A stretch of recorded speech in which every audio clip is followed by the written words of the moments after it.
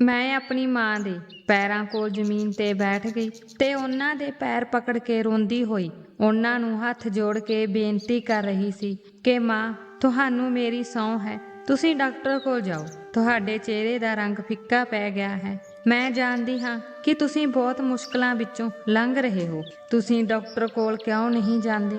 ਮਾਂ ਨੇ ਮੁਸ਼ਕਲ ਨਾਲ ਆਪਣੇ ਬੁੱਲ੍ਹ ਖੋਲ੍ਹੇ ਅਤੇ ਕਿਹਾ, ਬੇਟੀ, ਮੈਂ ਇਹ ਸਭ ਤੇਰੀ ਖਾਤਰ ਕਰ ਰਹੀ ਹਾਂ। ਮੈਂ ਗੁੱਸੇ ਨਾਲ ਚੀਖੀ ਅਤੇ ਕਿਹਾ, ਤੁਸੀਂ ਮੇਰੀ ਖਾਤਰ ਆਪਣੇ ਆਪ ਨੂੰ ਦੁਖੀ ਕਰ ਰਹੇ ਹੋ। ਇਹ ਕੀ ਹੈ? ਤੁਸੀਂ ਨਹੀਂ ਜਾਣਦੇ ਕਿ ਤੁਹਾਨੂੰ ਇਸ ਹਾਲਤ ਵਿੱਚ ਦੇਖ ਕੇ ਮੈਨੂੰ ਕਿੰਨਾ ਦੁੱਖ ਮਹਿਸੂਸ ਹੁੰਦਾ ਹੈ। ਮੇਰਾ ਦਿਲ ਹਰ ਪਲ ਤੜਫਦਾ ਰਹਿੰਦਾ ਹੈ। ਤੁਹਾਨੂੰ ਦੇਖ ਕੇ ਮੈਨੂੰ ਜ਼ਿੰਦਗੀ ਤੋਂ ਨਫ਼ਰਤ ਹੋ ਗਈ ਹੈ।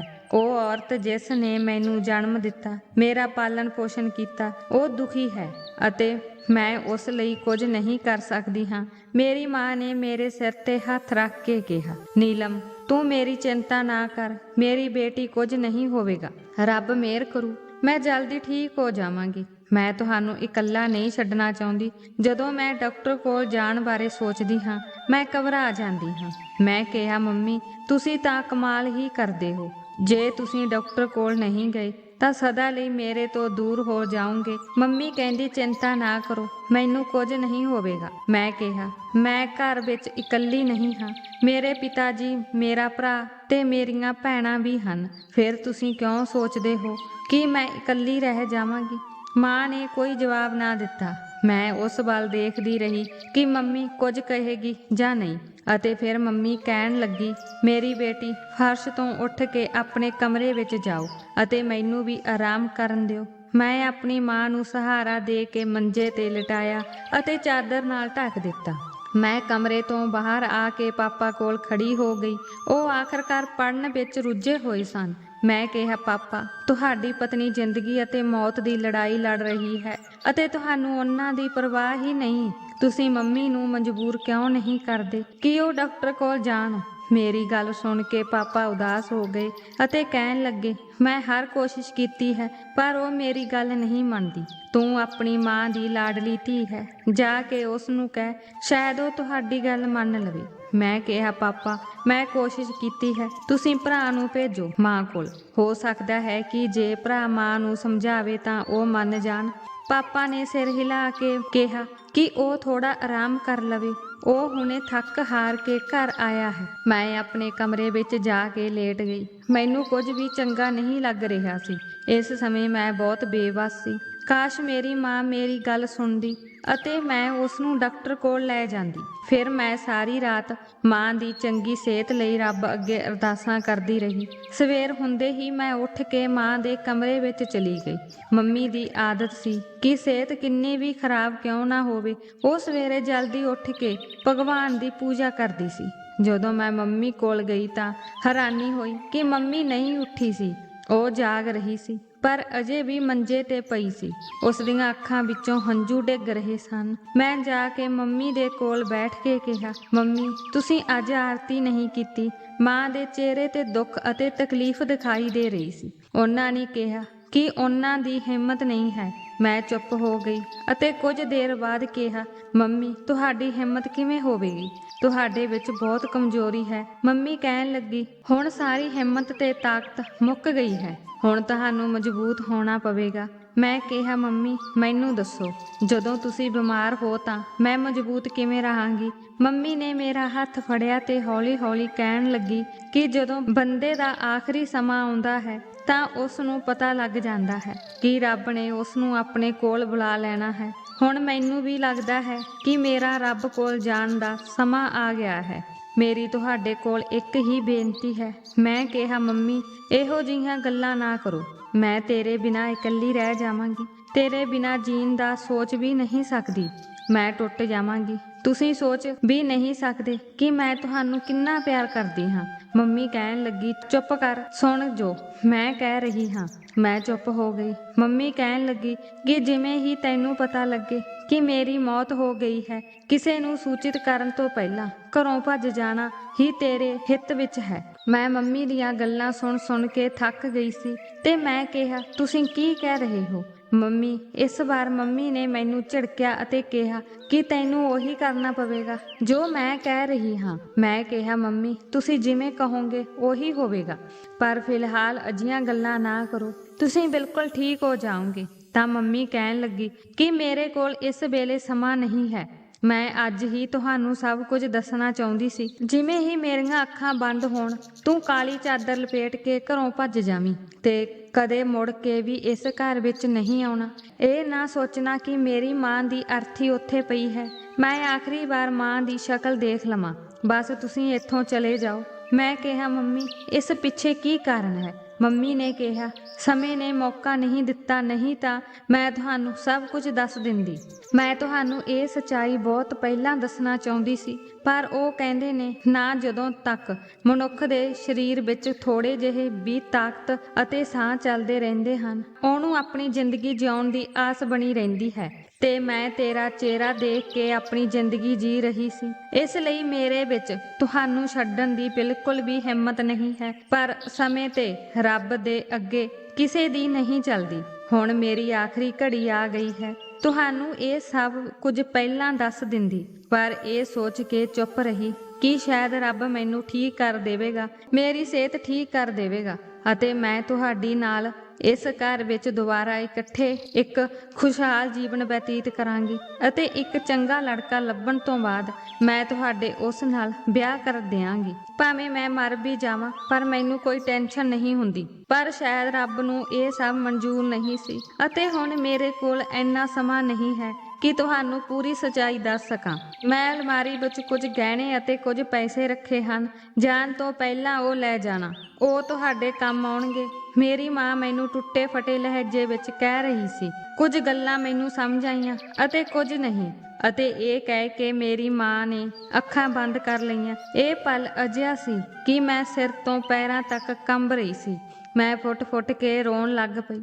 ਮੇਰਾ ਦਿਲ ਕਰਦਾ ਸੀ ਕਿ ਮੈਂ ਰੌਲਾ ਪਾ ਕੇ ਸਾਰੇ ਆਪਣਿਆਂ ਨੂੰ ਇੱਥੇ ਬੁਲਾ ਲਵਾਂ ਤੇ ਉਹਨਾਂ ਨੂੰ ਜੱਫੀ ਪਾ ਕੇ ਰੋਵਾਂ ਤੇ ਉਹਨਾਂ ਨੂੰ ਦੱਸਾਂ ਕਿ ਇਹ ਉਹ ਵਿਅਕਤੀ ਹੈ ਜਿਸ ਨੇ ਮੈਨੂੰ ਦੁਨੀਆ ਵਿੱਚ ਸਭ ਤੋਂ ਵੱਧ ਪਿਆਰ ਦਿੱਤਾ। ਉਹ ਮੈਨੂੰ ਇਸ ਸੰਸਾਰ ਵਿੱਚ ਇਕੱਲਾ ਛੱਡ ਗਈ ਸੀ। ਮੈਂ ਮਾਂ ਦੇ ਪੈਰਾਂ ਕੋਲ ਬੈਠੀ ਰੋ ਰਹੀ ਸੀ। ਹੁਣ ਖਿੜਕੀ ਵਿੱਚੋਂ ਰੌਸ਼ਨੀ ਕਮਰੇ ਵਿੱਚ ਆਉਣ ਲੱਗੀ। ਮੈਂ ਹਰ ਕੀਮਤ ਤੇ ਆਪਣੀ ਮਾਂ ਦੀ ਆਖਰੀ ਇੱਛਾ ਮੰਨਣੀ ਸੀ, ਇਸ ਲਈ ਮੈਂ ਜਲਦੀ ਉੱਠੀ ਅਤੇ ਮੰਮੀ ਦੀ ਅਲਮਾਰੀ ਵਿੱਚੋਂ ਇੱਕ ਕਾਲੀ ਚਾਦਰ ਕੱਢ ਕੇ ਘਰ ਦੇ ਪਿਛਲੇ ਪਾਸੇ ਵੱਲ ਭੱਜੀ। ਮੰਮੀ ਦੇ ਮਰਨ ਦਾ ਮੇਰੇ ਦਿਲ ਦਿਮਾਗ ਤੇ ਇੰਨਾ ਜ਼ਬਰਦਸਤ ਝਟਕਾ ਲੱਗਾ ਕਿ ਮੈਨੂੰ ਹੋਸ਼ ਹੀ ਨਹੀਂ ਰਹੀ ਕਿ ਮੰਮੀ ਨੇ ਕੁਝ ਪੈਸੇ ਅਤੇ ਗਹਿਣੇ ਲਿਜਾਣ ਨੂੰ ਕਿਹਾ ਸੀ, ਪਰ ਮੈਂ ਖਾਲੀ ਹੱਥ ਹੀ ਘਰੋਂ ਭੱਜ ਆਈ ਸੀ। ਅਸੀਂ ਇੱਕ ਪਿੰਡ ਵਿੱਚ ਰਹਿੰਦੇ ਸੀ।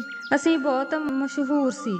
ਸਾਡੀ ਇੱਕ ਬਹੁਤ ਵੱਡੀ ਹਵੇਲੀ ਸੀ ਅਤੇ ਇਸ ਸਮੇਂ ਮੇਰਾ ਭਰਾ ਅਤੇ ਪਿਤਾ ਸੁੱਤੇ ਹੋਏ ਸਨ, ਜਦੋਂ ਕਿ ਮੈਂ ਅਤੇ ਮਾਂ ਸਵੇਰੇ ਜਲਦੀ ਜਾਗਦੇ ਸੀ ਅਤੇ ਅੱਜ ਮੈਂ ਆਪਣੀ ਹਵੇਲੀ ਤੋਂ ਭੱਜ ਰਹੀ ਸੀ। ਇਹ ਪਲ ਮੇਰੇ ਲਈ ਬਹੁਤ ਦੁਖਦਾਈ ਸੀ। ਮੈਂ ਕਦੇ ਵੀ ਘਰੋਂ ਬਾਹਰ ਨਹੀਂ ਗਈ ਸੀ ਅਤੇ ਹੁਣ ਮੈਂ ਇਸ ਹਵੇਲੀ ਨੂੰ ਛੱਡ ਰਹੀ ਸੀ, ਉਹ ਵੀ ਇਕੱਲੀ। ਇਹ ਮੇਰੇ ਲਈ ਬਹੁਤ ਔਖਾ ਸੀ, ਪਰ ਮੈਂ ਆਪਣੀ ਮਾਂ ਦੀ ਗੱਲ ਮੰਨਣੀ ਸੀ, ਇਸ ਲਈ ਮੈਂ ਅੱਗੇ ਵਧਦੀ ਰਹੀ। ਮੇਰਾ ਸਰੀਰ ਪੂਰੀ ਤਰ੍ਹਾਂ ਕੰਬ ਰਿਹਾ ਸੀ। ਮੇਰੀ ਮਾਂ ਦੀ ਲਾਸ਼ ਮੇਰੇ ਘਰ ਵਿੱਚ ਪਈ ਸੀ ਅਤੇ ਮੈਂ ਗਲੀਆਂ ਵਿੱਚ ਭੱਜ ਰਹੀ ਸੀ। ਮੈਨੂੰ ਸਮਝ ਨਹੀਂ ਆ ਰਹੀ ਸੀ ਕਿ ਮੈਨੂੰ ਅੱਗੇ ਕੀ ਕਰਨਾ ਚਾਹੀਦਾ ਹੈ। ਉਦੋਂ ਇੱਕ ਤੇਜ਼ ਰਫ਼ਤਾਰ ਕਾਰ ਨੇ ਮੈਨੂੰ ਟੱਕਰ ਮਾਰ ਦਿੱਤੀ ਅਤੇ ਫਿਰ ਮੈਂ ਬੇਹੋਸ਼ ਹੋ ਗਈ। ਉਸ ਤੋਂ ਬਾਅਦ ਮੈਨੂੰ ਨਹੀਂ ਪਤਾ ਕਿ ਮੇਰੇ ਨਾਲ ਕੀ ਹੋਇਆ। ਮੇਰੇ ਕੰਨਾਂ ਨੂੰ ਸਿਰਫ ਕੁਝ ਲੋਕਾਂ ਦੀਆਂ ਆਵਾਜ਼ਾਂ ਸੁਣ ਰਹੀਆਂ ਸਨ।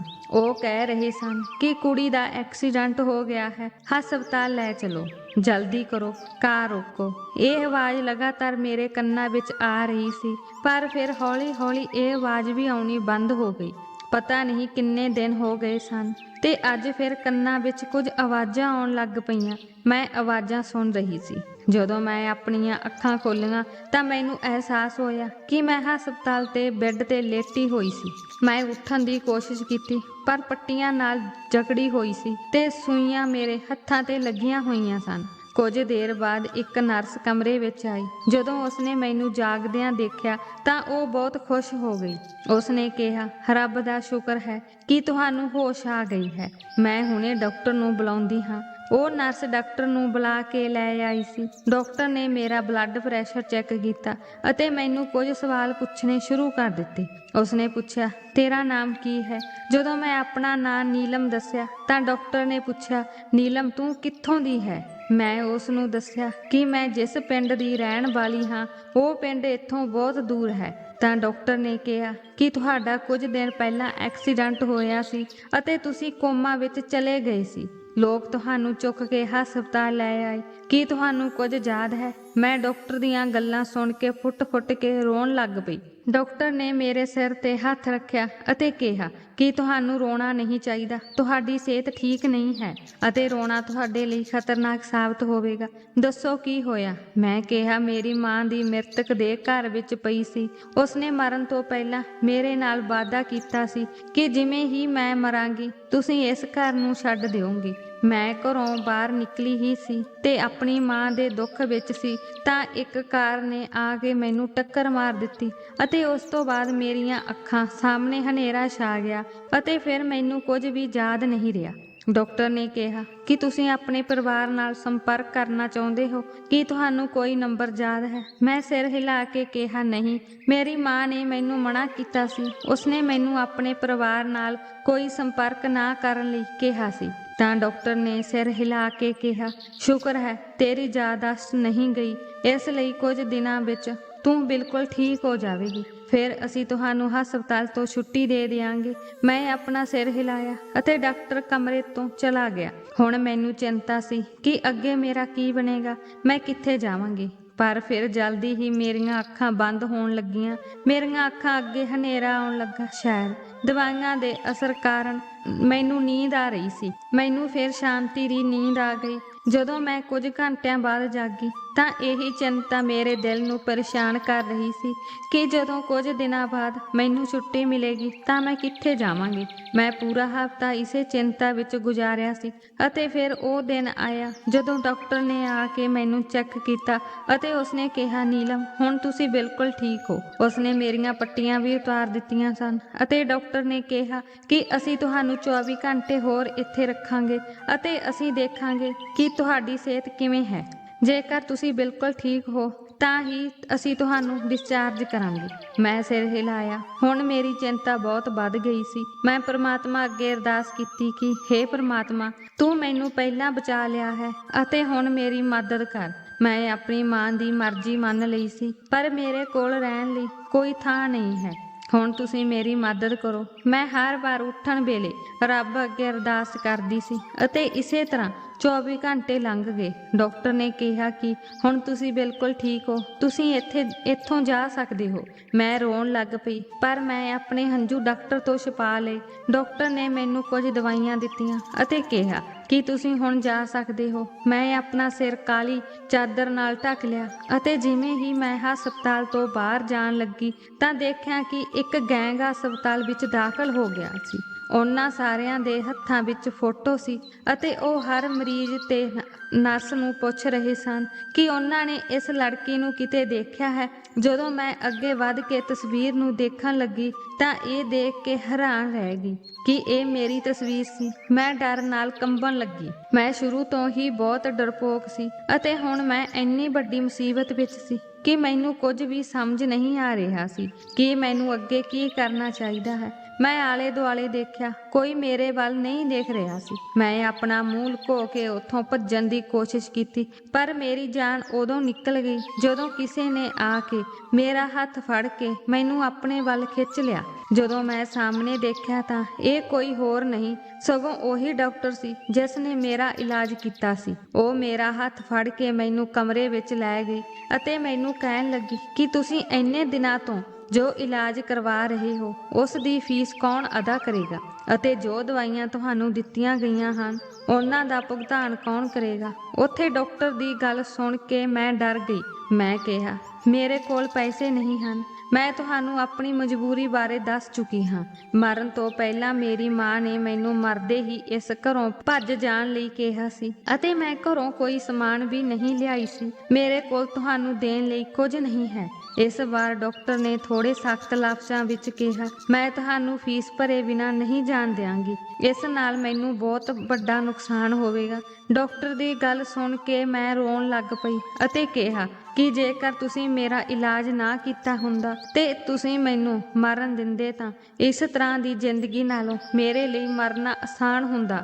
ਡਾਕਟਰ ਨੇ ਕਿਹਾ, ਮੇਰੇ ਸਾਹਮਣੇ ਭਾਵੁਕ ਹੋ ਕੇ ਗੱਲ ਕਰਨ ਦੀ ਲੋੜ ਨਹੀਂ ਹੈ। ਮੈਂ ਤੁਹਾਡੀਆਂ ਗੱਲਾਂ ਵਿੱਚ ਨਹੀਂ ਆਵਾਂਗੀ ਅਤੇ ਫੀਸ ਭਰੇ ਬਿਨਾਂ ਤੁਹਾਨੂੰ ਜਾਣ ਨਹੀਂ ਦਿਆਂਗੀ। ਕੀ ਤੁਸੀਂ ਘਰੇਲੂ ਕੰਮ ਜਾਣਦੇ ਹੋ? ਮੈਂ ਹਾਂ ਵਿੱਚ ਸਿਰ ਹਿਲਾਇਆ ਤਾਂ ਉਸਨੇ ਕਿਹਾ, ਚਲੋ ਬਹੁਤ ਵਧੀਆ ਹੋਵੇਗਾ। ਤੁਸੀਂ ਅੱਜ ਮੇਰੇ ਨਾਲ ਮੇਰੇ ਘਰ ਆਓ, ਮੈਂ ਤੁਹਾਨੂੰ ਸਾਰਾ ਕੰਮ ਸਮਝਾਵਾਂਗੀ। ਜਦੋਂ ਤੱਕ ਤੁਹਾਡੇ ਪੈਸੇ ਪੂਰੇ ਨਹੀਂ ਹੋ ਜਾਂਦੇ ਤੁਸੀਂ ਮੇਰੇ ਘਰ ਕੰਮ ਕਰੋਗੇ, ਤਦ ਹੀ ਮੈਂ ਤੁਹਾਨੂੰ ਜਾਣ ਦੀ ਇਜਾਜ਼ਤ ਦੇਵਾਂਗੀ।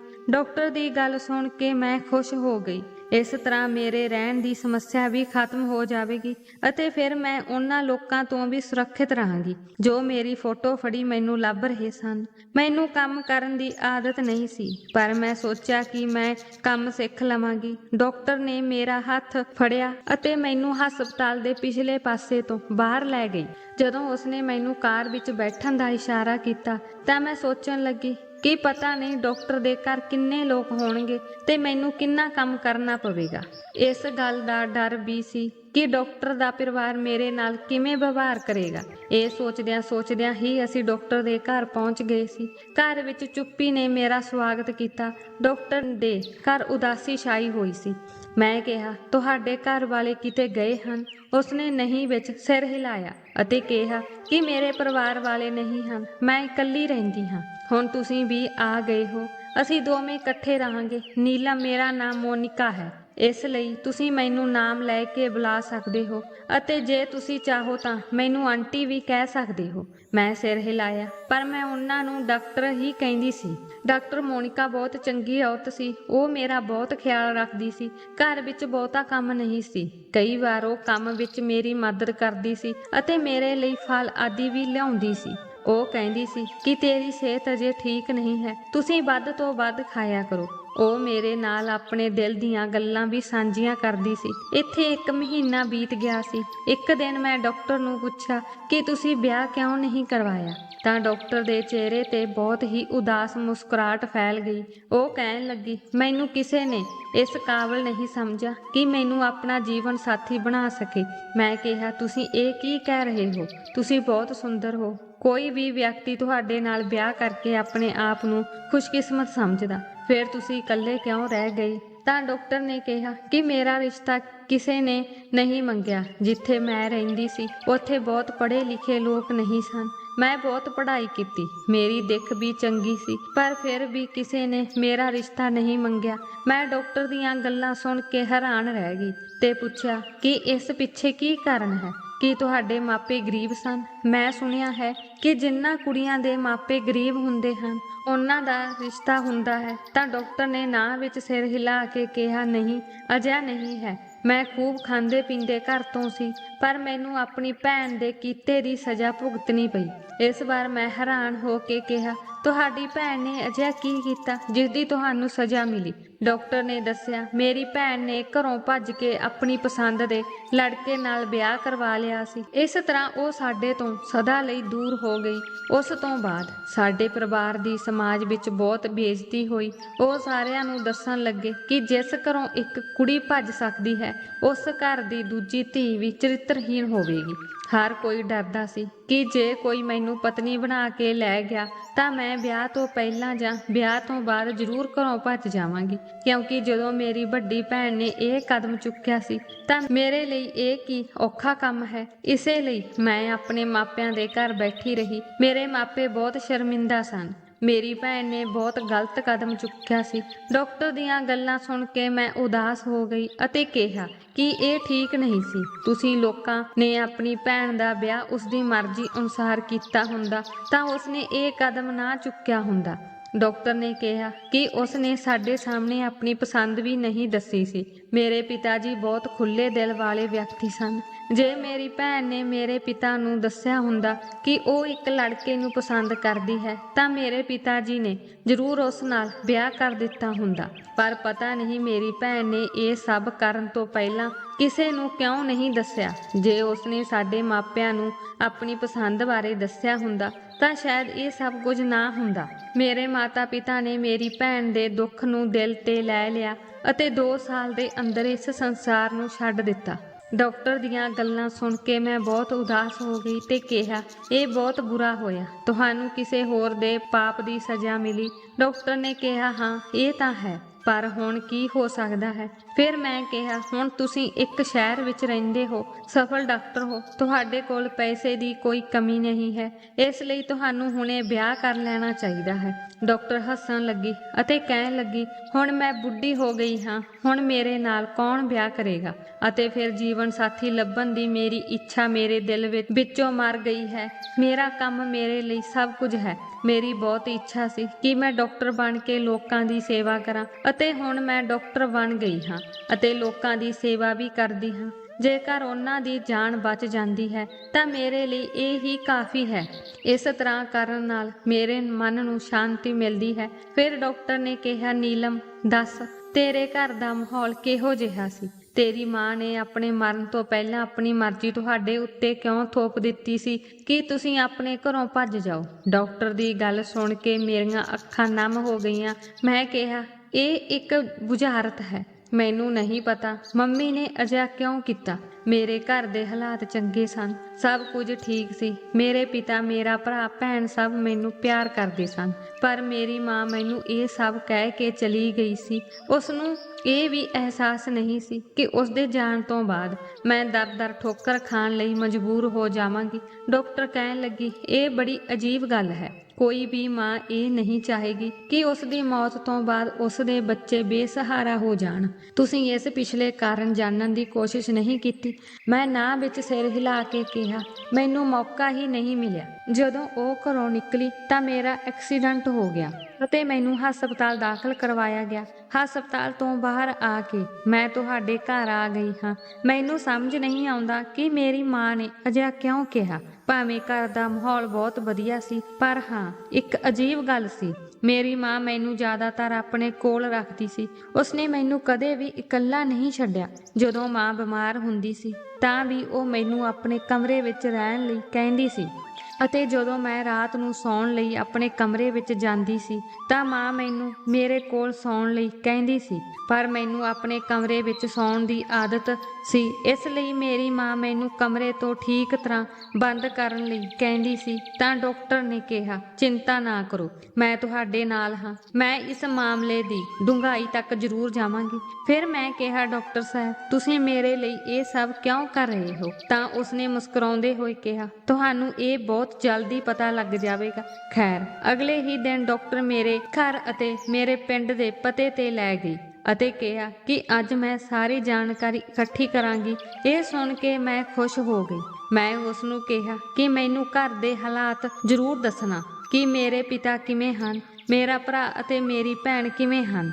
ਡਾਕਟਰ ਨੇ ਕਿਹਾ, ਠੀਕ ਹੈ, ਮੈਂ ਸਭ ਕੁਝ ਜਾਣ ਕੇ ਵਾਪਸ ਆਵਾਂਗੀ। ਸ਼ਾਮ ਨੂੰ ਜਦੋਂ ਡਾਕਟਰ ਵਾਪਸ ਆਈ ਤਾਂ ਉਹ ਇਕੱਲੀ ਨਹੀਂ ਸੀ, ਉਸ ਦੇ ਨਾਲ ਇੱਕ ਔਰਤ ਵੀ ਸੀ ਜਿਸ ਨੇ ਆਪਣੇ ਆਪ ਨੂੰ ਚਾਦਰ ਵਿੱਚ ਛੁਪਾਇਆ ਹੋਇਆ ਸੀ। ਮੈਂ ਡਰ ਗਈ ਤੇ ਹੈਰਾਨ ਸੀ ਕਿ ਡਾਕਟਰ ਕਿਸ ਨੂੰ ਆਪਣੇ ਨਾਲ ਲੈ ਆਈ ਸੀ। ਮੈਨੂੰ ਉਦੋਂ ਪਤਾ ਲੱਗਾ ਜਦੋਂ ਔਰਤ ਨੇ ਸਿਰ ਤੋਂ ਚਾਦਰ ਲਾ ਦਿੱਤੀ। ਉਹ ਸਾਡੀ ਹਵੇਲੀ ਦੀ ਪੁਰਾਣੀ ਨੌਕਰਾਣੀ ਸੀ। ਮੈਂ ਭੱਜ ਕੇ ਉਸ ਕੋਲ ਗਈ ਅਤੇ ਉਸ ਨੂੰ ਜੱਫੀ ਪਾ ਕੇ ਰੋਣ ਲੱਗੀ। ਮੈਂ ਕਿਹਾ, ਚੰਪਾ, ਤੂੰ ਇੱਥੇ ਕਿਵੇਂ ਆਈ। ਉਸ ਨੇ ਕਿਹਾ ਕਿ ਇਹ ਡਾਕਟਰ ਮੈਨੂੰ ਲੈ ਕੇ ਆਈ ਹੈ। ਡਾਕਟਰ ਕਹਿਣ ਲੱਗੀ, ਆ ਨੀਲਮ, ਤੂੰ ਵੀ ਬੈਠ, ਆ ਜਾ, ਅੱਜ ਇਹ ਨੌਕਰਾਣੀ ਸਾਰੇ ਭੇਦ ਖੋਲ ਦੇਵੇਗੀ। ਮੈਂ ਰੋਣ ਲੱਗ ਪਈ। ਮੈਂ ਕਿਹਾ, ਚੰਪਾ, ਮੇਰੀ ਮਾਂ ਦਾ ਸੰਸਕਾਰ ਹੋ ਗਿਆ ਸੀ ਅਤੇ ਮੈਂ ਉਸ ਸਮੇਂ ਆਪਣੀ ਮਾਂ ਨਾਲ ਵੀ ਨਹੀਂ ਸੀ। ਚੰਪਾ ਨੇ ਕਿਹਾ, ਬੀਬੀ ਜੀ, ਤੁਸੀਂ ਘਰ ਕਿਉਂ ਛੱਡ ਗਏ ਸੀ। ਤੇਰੀ ਮਾਂ ਦੀ ਅਰਥੀ ਬਹੁਤ ਭਾਰੀ ਹੋ ਗਈ ਸੀ। ਉਸ ਨੇ ਰਾਹਤ ਮਹਿਸੂਸ ਨਹੀਂ ਕੀਤੀ ਹੋਵੇਗੀ। ਉਸ ਨੂੰ ਮਰਨ ਤੋਂ ਬਾਅਦ ਵੀ ਦੁੱਖ ਹੋਵੇਗਾ ਕਿ ਮੇਰੀ ਧੀ ਮਰਦੇ ਸਾਰ ਹੀ ਘਰੋਂ ਭੱਜ ਗਈ। ਤਾਂ ਮੈਂ ਕਿਹਾ, ਅਜਿਹਾ ਕੁਝ ਨਹੀਂ ਹੈ ਚੰਪਾ, ਮਾਂ ਨੇ ਹੀ ਮੈਨੂੰ ਘਰ ਛੱਡਣ ਲਈ ਕਿਹਾ। ਮੰਮੀ ਡਾਕਟਰ ਕੋਲ ਵੀ ਨਹੀਂ ਗਈ। ਉਹ ਕਹਿੰਦੀ ਸੀ ਕਿ ਮੈਂ ਤੈਨੂੰ ਘਰ ਵਿੱਚ ਇਕੱਲਾ ਨਹੀਂ ਛੱਡਾਂਗੀ। ਅਤੇ ਫਿਰ ਜਦੋਂ ਉਹ ਬਿਮਾਰ ਹੋ ਕੇ ਮਰਨ ਦੇ ਨੇੜੇ ਸੀ ਤਾਂ ਉਸਨੇ ਮੈਨੂੰ ਕਿਹਾ ਕਿ ਜਿਵੇਂ ਹੀ ਤੈਨੂੰ ਲੱਗੇ ਕਿ ਮੈਂ ਮਰ ਗਈ ਹਾਂ, ਤੂੰ ਤੁਰੰਤ ਇੱਥੋਂ ਭੱਜ ਜਾਵੀਂ। ਚੰਪਾ ਨੇ ਹਾਂ ਵਿੱਚ ਸਿਰ ਹਿਲਾਇਆ। ਮੈਂ ਕਿਹਾ ਕਿ ਤੁਹਾਨੂੰ ਇਸ ਸਭ ਦਾ ਕਾਰਨ ਪਤਾ ਹੈ। ਚੰਪਾ ਕਹਿਣ ਲੱਗੀ, ਹਾਂ, ਮੈਨੂੰ ਪਤਾ ਹੈ ਕਿ ਇਸ ਪਿੱਛੇ ਕੀ ਕਾਰਨ ਹੈ। ਮੈਂ ਕਿਹਾ, ਜਲਦੀ ਦੱਸੋ। ਚੰਪਾ ਦੀਆਂ ਅੱਖਾਂ ਵਿੱਚ ਹੰਝੂ ਸਨ। ਉਹ ਕਹਿਣ ਲੱਗੀ ਕਿ ਮਾਲਕਣ ਨੇ ਬਹੁਤ ਦੁੱਖਾਂ ਵਿੱਚ ਜੀਵਨ ਬਤੀਤ ਕੀਤਾ ਸੀ। ਉਹ ਔਰਤ ਆਪਣੇ ਜੀਵਨ ਵਿੱਚ ਬਹੁਤ ਤੜਫੀ ਹੈ। ਮੈਂ ਪਰਮਾਤਮਾ ਅੱਗੇ ਇਹੀ ਅਰਦਾਸ ਕੀਤੀ ਹੈ ਕਿ ਉਸਦੀ ਮੌਤ ਤੋਂ ਬਾਅਦ ਪਰਮਾਤਮਾ ਉਸਦੀ ਆਤਮਾ ਨੂੰ ਸ਼ਾਂਤੀ ਦੇਵੇ। ਮੈਂ ਕਿਹਾ, ਚੰਪਾ, ਮੈਨੂੰ ਬੁਝਾਰਤ ਨਾ ਪਾਓ, ਮੈਨੂੰ ਸਭ ਕੁਝ ਸਿੱਧੇ ਤਰੀਕੇ ਨਾਲ ਦੱਸ। ਚੰਪਾ ਕਹਿਣ ਲੱਗੀ ਕਿ ਮਾਲਕਣ ਨੂੰ ਜਵਾਨੀ ਵਿੱਚ ਹੀ ਇੱਕ ਲੜਕੇ ਨਾਲ ਪਿਆਰ ਹੋ ਗਿਆ ਸੀ ਅਤੇ ਉਹ ਉਸ ਨਾਲ ਘਰੋਂ ਭੱਜ ਗਈ ਸੀ ਅਤੇ ਚੋਰੀ ਛਿਪੇ ਵਿਆਹ ਕਰਵਾ ਲਿਆ ਸੀ। ਪਰ ਜਿਸ ਲੜਕੇ ਨਾਲ ਉਹ ਘਰੋਂ ਭੱਜੀ ਸੀ ਉਹ ਧੋਖੇਬਾਜ਼ ਨਿਕਲਿਆ। ਉਸਨੇ 1 ਮਹੀਨੇ ਤੱਕ ਮਾਲਕਣ ਨੂੰ ਆਪਣੇ ਕੋਲ ਰੱਖਿਆ ਅਤੇ ਫਿਰ ਉਸਨੂੰ ਅੱਗੇ ਮੇਰੇ ਮਾਲਕ ਨੂੰ ਵੇਚ ਦਿੱਤਾ। ਉਸ ਦੇ 4 ਪੁੱਤਰ ਅਤੇ 2 ਧੀਆਂ ਸਨ। ਉਸ ਦੀ ਪਤਨੀ ਦੀ ਮੌਤ ਹੋ ਗਈ ਸੀ, ਇਸ ਲਈ ਉਸ ਨੂੰ ਇਹਨਾਂ ਬੱਚਿਆਂ ਦੀ ਪਰਵਰਿਸ਼ ਕਰਨ ਲਈ ਇੱਕ ਮਾਂ ਦੀ ਲੋੜ ਸੀ। ਉਹ ਕਿਸ ਬਜ਼ੁਰਗ ਔਰਤ ਨੂੰ ਘਰ ਨਹੀਂ ਲਿਆਉਣਾ ਚਾਹੁੰਦੇ ਸਨ ਕਿਉਂਕਿ ਉਹ ਇੰਨੇ ਬੱਚਿਆਂ ਦੀ ਦੇਖਭਾਲ ਨਹੀਂ ਕਰ ਸਕਦੀ ਸੀ। ਤਾਂ ਮਾਲਕ ਨੇ ਸੋਚਿਆ ਕਿ ਕੋਈ ਘੱਟ ਉਮਰ ਦੀ ਕੁੜੀ ਨੂੰ ਖਰੀਦ ਕੇ ਉਸ ਨਾਲ ਵਿਆਹ ਕਰਵਾ ਲੈਂਦਾ ਹਾਂ, ਜੋ ਸਾਰੀ ਉਮਰ ਉਹਨਾਂ ਦੇ ਨਾਲ ਰਹੇਗੀ ਅਤੇ ਉਹਨਾਂ ਦੇ ਬੱਚਿਆਂ ਦੀ ਸੇਵਾ ਅਤੇ ਪਾਲਣ ਪੋਸ਼ਣ ਕਰੇਗੀ। ਫਿਰ ਇੱਕ ਦਿਨ ਜਦੋਂ ਉਹ ਮਾਲਕਣ ਨੂੰ ਘਰ ਲੈ ਆਏ, ਉਹਨਾਂ ਨੇ ਕਿਹਾ, ਮੈਂ ਇਸ ਲੜਕੀ ਨੂੰ 2 ਲੱਖ ਰੁਪਏ ਵਿੱਚ ਖਰੀਦਿਆ ਹੈ। ਇਹ ਸੁਣ ਕੇ ਮੈਂ ਹੈਰਾਨ ਰਹਿ ਗਈ ਕਿਉਂਕਿ ਮਾਲਕਣ ਬਹੁਤ ਸੋਹਣੀ ਤੇ ਜਵਾਨ ਸੀ, ਜਦਕਿ ਕੀਮਤ ਬਹੁਤ ਘੱਟ ਸੀ। ਮੈਂ ਕਿਹਾ, ਇੰਨੀ ਘੱਟ ਕੀਮਤ ਤੇ ਕੁੜੀ ਕਿਵੇਂ ਮਿਲ ਗਈ? ਤਾਂ ਮਾਲਕ ਨੇ ਕਿਹਾ ਕਿ ਇਹ ਕੁੜੀ ਘਰੋਂ ਭੱਜੀ ਆਈ ਸੀ, ਇਸ ਲਈ ਮੈਨੂੰ ਘੱਟ ਕੀਮਤ ਤੇ ਮਿਲ ਗਈ। ਜਿੱਥੋਂ ਉਸ ਨੂੰ ਖਰੀਦਿਆ ਸੀ ਉਹਨਾਂ ਦੇ ਮਾਲਕ ਨੂੰ ਦੱਸਿਆ ਕਿ ਇਹ ਲੜਕੀ ਘਰੋਂ ਭੱਜ ਗਈ ਸੀ, ਜਿਸ ਕਾਰਨ ਮਾਲਕ ਕਦੇ ਵੀ ਉਸ ਦੀ ਇੱਜ਼ਤ ਨਹੀਂ ਕਰ ਸਕਿਆ। ਉਸ ਨਾਲ ਹਮੇਸ਼ਾ ਬਦਸਲੂਕੀ ਕੀਤੀ ਜਾਂਦੀ ਸੀ। ਮੇਰੇ ਮਾਲਕ ਨੇ ਮਾਲਕਣ ਨੂੰ ਪਹਿਲੇ ਦਿਨ ਹੀ ਕਹਿ ਦਿੱਤਾ ਸੀ ਕਿ ਮੈਨੂੰ ਤੇਰੇ ਤੋਂ ਕੋਈ ਔਲਾਦ ਨਹੀਂ ਚਾਹੀਦੀ ਕਿਉਂਕਿ ਮੈਂ ਘਰੋਂ ਭੱਜੀ ਔਰਤ ਦੇ ਬੱਚਿਆਂ ਤੇ ਭਰੋਸਾ ਨਹੀਂ ਕਰ ਸਕਦਾ। ਕੌਣ ਜਾਣਦਾ ਹੈ, ਤੁਹਾਡੇ ਬੱਚੇ ਤੁਹਾਡੇ ਵਾਂਗ ਚਰਿੱਤਰਹੀਣ ਹੋ ਸਕਦੇ ਹਨ। ਕੁਝ ਮਾਲਕ ਨੂੰ ਇਹ ਵੀ ਡਰ ਸੀ ਜੇ ਮਾਲਕਣ ਦੇ ਆਪਣੇ ਬੱਚੇ ਹੋ ਗਏ ਤਾਂ ਉਹ ਮਾਲਕ ਦੇ ਬੱਚਿਆਂ ਦੀ ਚੰਗੀ ਤਰ੍ਹਾਂ ਦੇਖਭਾਲ ਨਹੀਂ ਕਰੇਗੀ। ਮਾਲਕ ਆਪਣੇ ਬੱਚਿਆਂ ਨੂੰ ਬਹੁਤ ਪਿਆਰ ਕਰਦਾ ਸੀ। ਵਿਆਹ ਨੂੰ ਇਸ ਤਰ੍ਹਾਂ 12 ਸਾਲ ਬੀਤ ਗਏ ਸਨ, ਪਰ ਜੋ ਰੱਬ ਨੂੰ ਚੰਗਾ ਲੱਗਦਾ ਹੈ ਉਹੀ ਹੁੰਦਾ ਹੈ। ਰੱਬ ਨੇ ਮਾਲਕਣ ਨੂੰ ਉਮੀਦ ਦਿੱਤੀ ਅਤੇ ਫਿਰ ਤੁਸੀਂ ਨੀਲਮ ਬੀਬੀ ਜੀ ਉਸ ਦੇ ਘਰ ਪੈਦਾ ਹੋਏ। ਜਦੋਂ ਮਾਲਕ ਨੂੰ ਇਸ ਗੱਲ ਦਾ ਪਤਾ ਲੱਗਾ ਤਾਂ ਉਹ ਬਹੁਤ ਪਰੇਸ਼ਾਨ ਅਤੇ ਗੁੱਸੇ ਵਿੱਚ ਆ ਗਿਆ। ਮਾਲਕ ਨੇ ਉਹਨਾਂ ਦੇ ਬੱਚੇ ਦਾ ਗਰਭਪਾਤ ਕਰਨ ਲਈ ਕਿਹਾ, ਪਰ ਮਾਲਕਣ ਕਿਸੇ ਵੀ ਹਾਲਤ ਵਿੱਚ ਇਸ ਲਈ ਰਾਜੀ ਨਹੀਂ ਹੋਈ। ਮਾਲਕਣ ਅਜੇ ਵੀ ਮਾਲਕ ਦੇ ਬੱਚਿਆਂ ਦੀ ਦੇਖਭਾਲ ਕਰਦੀ ਸੀ, ਪਰ ਮਾਲਕਣ ਆਪਣੀ ਕੁੱਖ ਵਿੱਚ ਪੈਦਾ ਹੋਏ ਬੱਚੇ ਨੂੰ ਬਹੁਤ ਪਿਆਰ ਕਰਦੀ ਸੀ। ਜਿਸ ਦਿਨ ਤੇਰਾ ਜਨਮ ਹੋਇਆ, ਮਾਲਕ ਸਾਰੀ ਮਹਿਲ ਵਿੱਚ ਗੁੱਸੇ ਵਿੱਚ ਗਰਜ ਰਿਹਾ ਸੀ। ਉਹ ਕਹਿ ਰਹੇ ਸਨ ਕਿ ਜੇਕਰ ਮੈਂ ਭੱਜੀ ਹੋਈ ਔਰਤ ਨਾਲ ਵਿਆਹ ਨਾ ਕੀਤਾ ਹੁੰਦਾ ਤਾਂ ਅੱਜ ਮੇਰੀ ਇਹ ਧੀ ਨਾ ਹੁੰਦੀ। ਮੇਰਾ ਦਿਲ ਕਹਿ ਰਿਹਾ ਹੈ ਕਿ ਇਹ ਕੁੜੀ ਮੇਰਾ ਨਾਂ ਖਰਾਬ ਕਰ ਦੇਵੇਗੀ। ਉਸ ਤੋਂ ਬਾਅਦ ਤੁਸੀਂ ਬਿਮਾਰ ਹੋ ਗਏ, ਪਰ ਮਾਲਕ ਨੇ ਕਦੇ ਡਾਕਟਰ ਨੂੰ ਨਹੀਂ ਬੁਲਾਇਆ। ਉਹ ਚਾਹੁੰਦੇ ਸਨ ਕਿ ਤੁਸੀਂ ਮਰ ਜਾਓ। ਸਮਾਂ ਬੀਤਦਾ ਗਿਆ ਅਤੇ ਤੁਸੀਂ ਜਵਾਨ ਹੋ ਗਏ, ਪਰ ਮਾਲਕਣ ਨੂੰ ਅਜੇ ਵੀ ਡਰ ਸੀ ਕਿ ਉਸ ਦੇ ਮਰਨ ਪਿੱਛੋਂ ਮਾਲਕ ਉਸ ਨੂੰ ਮਾਰ ਦੇਵੇਗਾ। ਅਤੇ ਜਦੋਂ ਮਾਲਕਣ ਬਿਮਾਰ ਹੋ ਗਈ ਤਾਂ ਉਹ ਤੁਹਾਨੂੰ ਇਕੱਲਾ ਛੱਡ ਕੇ ਕਿਧਰੇ ਨਹੀਂ ਗਈ। ਉਸ ਨੂੰ ਡਰ ਸੀ ਕਿ ਉਸ ਦੇ ਪਿੱਛੇ ਤੋਂ ਸ਼ਾਇਦ ਉਸ ਦੀ ਧੀ ਨੂੰ ਕੋਈ ਨੁਕਸਾਨ ਨਾ ਪਹੁੰਚਾਵੇ। ਇਸੇ ਕਾਰਨ ਉਹ ਇਹ ਬਿਮਾਰੀ ਆਪਣੇ ਗਲ ਲਗਾ ਕੇ ਬੈਠੀ ਰਹੀ ਅਤੇ ਸ਼ਾਇਦ ਇਸੇ ਲਈ ਉਸਨੇ ਇਹ ਸ਼ਰਤ ਤੁਹਾਡੇ ਸਾਹਮਣੇ ਰੱਖੀ। ਜਦੋਂ ਮਾਲਕਣ ਦੀ ਮੌਤ ਦੀ ਖਬਰ ਮਹਿਲ ਵਿੱਚ ਫੈਲੀ ਤਾਂ ਇਹ ਖਬਰ ਵੀ ਫੈਲ ਗਈ ਕਿ ਤੁਸੀਂ ਘਰੋਂ ਭੱਜ ਗਏ ਹੋ। ਫਿਰ ਮਾਲਕ ਬਹੁਤ ਰੋਇਆ ਅਤੇ ਮਾਲਕਣ ਦੇ ਸਿਰ ਤੇ ਖੜ ਕੇ ਬੋਲਿਆ ਕਿ ਤੁਸੀਂ ਕਹਿੰਦੇ ਸੀ ਕਿ ਮੈਂ ਆਪਣੀ ਧੀ ਦਾ ਪਾਲਣ ਪੋਸ਼ਣ ਬਹੁਤ ਵਧੀਆ ਕਰਾਂਗੀ, ਉਹ ਤੁਹਾਡਾ ਨਾਮ ਨਹੀਂ ਖਰਾਬ ਕਰੇਗੀ। ਜੇ ਤੁਸੀਂ ਉਸ ਨੂੰ ਜਨਮ ਦਿੱਤਾ ਸੀ ਤਾਂ ਉਸ ਦੀ ਚੰਗੀ ਦੇਖਭਾਲ ਕਿਉਂ ਨਹੀਂ ਕੀਤੀ? ਉਹ ਘਰੋਂ ਭੱਜ ਗਈ ਹੈ। ਮਾਲਕ ਸਦਮੇ ਤੋਂ ਬਿਮਾਰ ਹੋ ਗਿਆ। ਉਹ ਸਾਰੇ ਪਿੰਡ ਵਿੱਚ ਬਦਨਾਮ ਹੋ ਗਿਆ। ਉਸ ਨੂੰ ਅਫਸੋਸ ਸੀ ਕਿ ਤੂੰ ਘਰੋਂ ਕਿਉਂ ਭੱਜ ਗਈ ਸੀ। ਇਹ ਸਭ ਗੱਲਾਂ ਸੁਣ ਕੇ ਮੈਂ ਹੈਰਾਨ ਰਹਿ ਗਈ। ਡਾਕਟਰ ਨੇ ਨੌਕਰਾਣੀ ਨੂੰ ਕਿਹਾ ਕਿ ਤੁਸੀਂ ਇੱਕ ਵਾਰ ਹਵੇਲੀ ਵਿੱਚ ਖਬਰ ਫੈਲਾ ਦਿਓ ਕਿ ਤੁਸੀਂ ਨੀਲਮ ਨੂੰ ਦੇਖਿਆ ਹੈ। ਫਿਰ ਮੈਨੂੰ ਦੱਸੋ ਕਿ ਪਰਿਵਾਰ ਵਾਲਿਆਂ ਦੇ ਕੀ ਹਾਵ ਭਾਵ ਨੇ। ਹੁਣ ਨੌਕਰਾਣੀ ਚਲੀ ਗਈ ਸੀ। ਜਦੋਂ ਉਹ ਕੁਝ ਦਿਨ ਬਾਅਦ ਵਾਪਸ ਆਈ ਤਾਂ ਉਹ ਬਹੁਤ ਦੁਖੀ ਸੀ। ਉਸਨੇ ਕਿਹਾ, ਮਾਲਕਣ ਬਹੁਤ ਸੂਝਵਾਨ ਸੀ। ਉਹਨਾਂ ਨੇ ਤੁਹਾਨੂੰ ਘਰ ਛੱਡਣ ਲਈ ਕਿਹਾ ਕਿਉਂਕਿ ਮਾਲਕ ਨੇ ਤੁਹਾਡਾ ਵਿਆਹ ਇੱਕ ਬੁੱਢੇ ਨਾਲ ਤੈਅ ਕੀਤਾ ਹੋਇਆ ਸੀ, ਪਰ ਤੁਸੀਂ ਘਰ ਛੱਡ ਦਿੱਤਾ ਹੈ। ਹੁਣ ਉਹਨਾਂ ਨੇ ਫੈਸਲਾ ਕੀਤਾ ਹੈ ਕਿ ਜੇਕਰ ਉਹ ਤੁਹਾਨੂੰ ਕਿਤੇ ਵੀ ਦੇਖਦੇ ਹਨ ਤਾਂ ਉਹ ਤੁਹਾਨੂੰ ਮਾਰ ਦੇਣਗੇ।